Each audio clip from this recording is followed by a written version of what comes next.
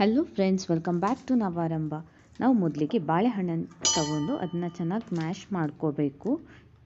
ಇವಾಗ ಮ್ಯಾಶ್ ಮಾಡಿರೋ ಬಾಳೆಹಣ್ಣಿಗೆ ಸಕ್ಕರೆ ಪುಡಿ ಅಂದರೆ ಪೌಡರ್ ಶುಗರ್ನ ಹಾಕೋತಾ ಇದ್ದೀವಿ. 1 ಸ್ಪೂನ್ 1.5 ಹಾಕೋಬೋದು. ಆಮೇಲೆ ಅದನ್ನ ಚೆನ್ನಾಗಿ ಮ್ಯಾಶ್ ಮಾಡ್ಕೊಳ್ಳಿ. ಎಲ್ಲನೂ ಚೆನ್ನಾಗಿ ಮಿಕ್ಸ್ ಮಾಡಬೇಕು, ಚೆನ್ನಾಗಿ ಹೊಂದ್ಕೊಳ್ಳೋ ಹಾಗೆ. ಇವಾಗ ಸಾಲ್ಟ್ ಟೇಸ್ಟ್ಗೆ ಆ್ಯಡ್ ಮಾಡಿ, ಹಾಗೆ ಗೋಧಿ ಹಿಟ್ಟನ್ನು ಹಾಕೋಬೇಕು. 2 ರಿಂದ 3 ಸ್ಪೂನ್ ಹಾಕ್ಕೊಳ್ಳಿ. ಆ್ಯಂಡ್ ನೀವು ಕನ್ಸಿಸ್ಟೆನ್ಸಿ ನೋಡ್ಕೊಂಡು ಹಾಕೋಬೋದು.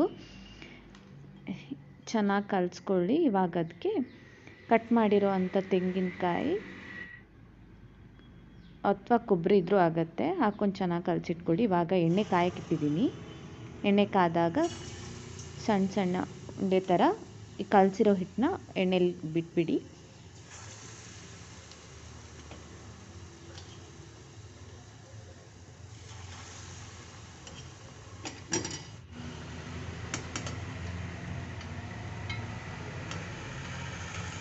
ಕಾಯ್ತಾ ಇದ್ದಂಗೆ ಅದನ್ನು ತಿರುವಿ ಹಾಕಿ